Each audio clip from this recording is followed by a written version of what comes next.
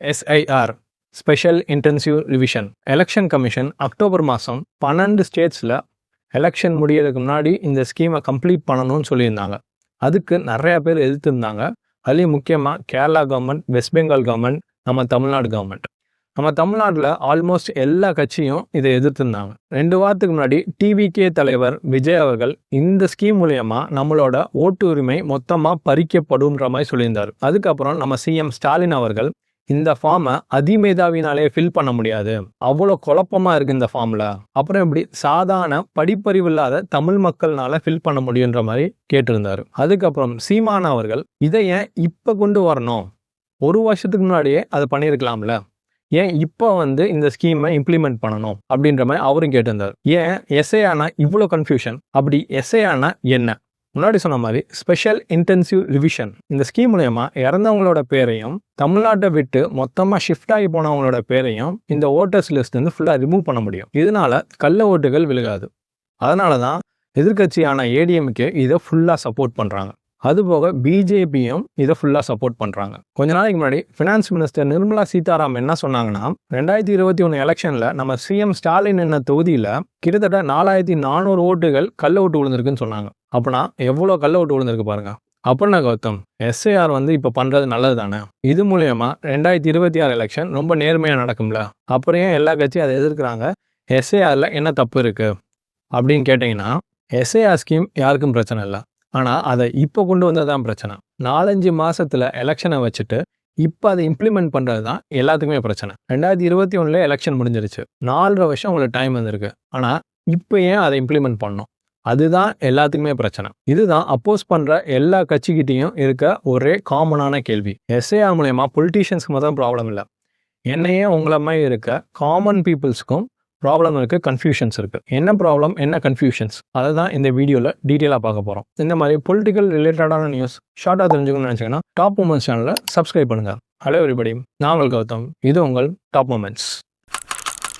தமிழ்நாட்டில் 6.5 கோடி மக்களுக்கு ஓட்டு உரிமை இருக்குது. அவங்க எல்லாரும் 2 விதத்தில் ரிஜிஸ்டர் பண்ணலாம். ஒன்று ஆன்லைன் மூலயமா ஃபார்ம் ஃபில் பண்ணி ரிஜிஸ்டர் பண்ணுறது, இன்னொன்று பிஎல்ஓ வீட்டுக்கு வீடு ஃபார்மை ஃபில் பண்ணி ரிஜிஸ்டர் பண்ணுறது. இந்த ஆன்லைன் மூலியமாக பண்ணுறதை வீடியோ கடைசியில் பார்க்கலாம். பிஎல்ஓ பூத் லெவல் ஆஃபீஸர், ஒரு ஏரியாவுக்கும் ஒரு பூத் லெவல் ஆஃபீஸரை அசைன் பண்ணியிருப்பாங்க.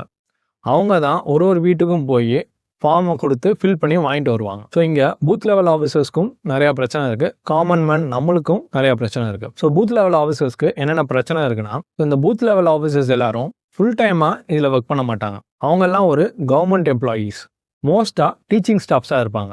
அவங்களோட எவ்ரிடே ஒர்க்கை முடிச்சுட்டு அவங்க ஒரு வீடாக போய் ஃபார்மை கொடுத்து ஃபில் பண்ணி வாங்கிட்டு வருவாங்க.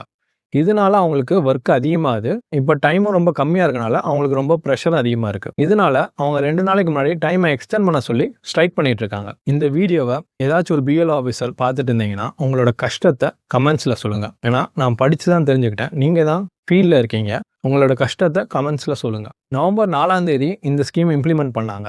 நவம்பர் 4லேருந்து இன்னைக்கு வரைக்கும் டெய்லி 1 மணி வரைக்கும் வேலை பார்க்குறாங்க. இந்த ஓவர் ப்ரெஷர்னால நேற்று ஒரு பிஎல்ஓ ஆஃபீஸர் சூசைட் பண்ணிக்கிட்டாங்க. அவ்வளோ ப்ரெஷர் மேல் இடத்துலேருந்து கொடுக்குறாங்க. இவ்வளோ ஒர்க் பண்ணி கூட வெறும் 10% தான் அவங்க கம்ப்ளீட் பண்ணியிருக்கதா சொல்கிறாங்க. இன்னும் 2 வாரத்தில் இதை ஃபுல்லாக கம்ப்ளீட் பண்ணி மொத்தமாக சப்மிட் பண்ணணும். ஸோ இதில் காமன் மேனுக்கு என்ன பிரச்சனை அப்படின்னா, டயத்துக்குள்ளே ஃபார்மை ஃபில் பண்ணி சப்மிட் பண்ண முடியாது. இதனால 2026 எலெக்ஷனில் அவங்க ஓட்டு போடவே முடியாமல் போகலாம். ஸோ பிஎல்ஓ ஆஃபீஸர் வர்றது தான் பிரச்சனையாக இருக்குது. நம்ம ஆன்லைன்லேயே ஃபார்மை டவுன்லோட் பண்ணி ஃபில் பண்ணி சப்மிட் பண்ணிடலாம் அப்படின்னு நினச்சா அதுலேயும் பிரச்சனை இருக்குது. ஆன்லைனில் கவர்மெண்ட்டோட வெப்சைட்டில் போய் ஓட்டர்ஸ் லிஸ்ட்டில் நம்ம பேரை சர்ச் பண்ணி அதில் இருக்க டீட்டெயில்ஸ் தான் ஃபார்மில் ஃபில் பண்ணி சப்மிட் பண்ணோம். ஆனால் அந்த ஓட்டர்ஸ் லிஸ்ட்டில் சில பேர்த்துக்கு பேரே இல்லைன்றாங்க. ஸோ நானும் வெப்சைட்டில் போய் பேரை சர்ச் பண்ணலான்னு வெப்சைட்டில் போனால் வெப்சைட் ஒர்க் ஆகலை.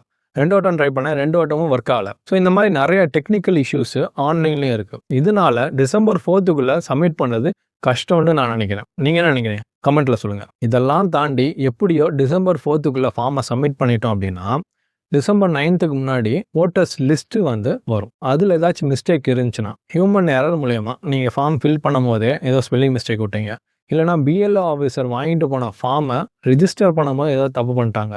ஸோ இந்த எரரை கரெக்ட் பண்ணி இன்னொரு ஃபார்ம் சப்மிட் பண்ணணும். அது ஃபார்ம் 8. ஸோ இந்த ஃபார்முக்கு டைமிங் வந்து பார்த்தீங்கன்னா டிசம்பர் 9th ஜனவரி 8 வரைக்கும். அதுக்கப்புறம் ஒரு ஃபைனல் ஓட்டர்ஸ் லிஸ்ட் கொடுப்பாங்க. அதில் எந்த மிஸ்டேக் இல்லைன்னா தப்பிச்சிங்க. இல்லைனா 2006 எலெக்ஷனுக்கு உங்களால் ஓட்டு போட முடியாது. ஏன்னா பிப்ரவரிக்குள்ளே இந்த எஸ்ஐஆர் ஸ்கீமை கம்ப்ளீட் பண்ணணும். அதுதான் எலெக்ஷன் கமிஷன் கொடுத்த பீரியட். இதுதான் தமிழ்நாட்டோட கரண்ட் சுச்சுவேஷன். ஒன்று சொல்ல மறந்துட்டேன். இந்த எஸ்ஐஆரை 2026க்கு அப்புறமா வச்சுக்கலான்ட்டு நம்ம தமிழ்நாடு கவர்மெண்ட் சுப்ரீம் கோர்ட்டில் ஒரு கேஸ் போட்டிருக்காங்க.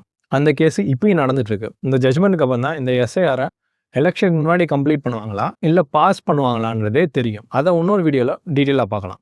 உங்கள் தாட்ஸ் என்ன? எஸ்ஐஆர் இப்போ பண்ணுறது கரெக்டாக இல்லை தப்பா? உங்கள் தாட்ஸை கமெண்ட்ஸில் சொல்லுங்கள். இந்த வீடியோ பிடிச்சிருந்தா உங்கள் ஃபேமிலி இல்லை ஃப்ரெண்ட்ஸ் சர்க்கிளில் யாராச்சும் பாலிடிக்ஸில் இன்ட்ரெஸ்டடாக இருக்கவங்களுக்கு இந்த வீடியோவை ஷேர் பண்ணுங்கள். அடுத்த வீடியோவில் பார்க்கலாம். பாய்.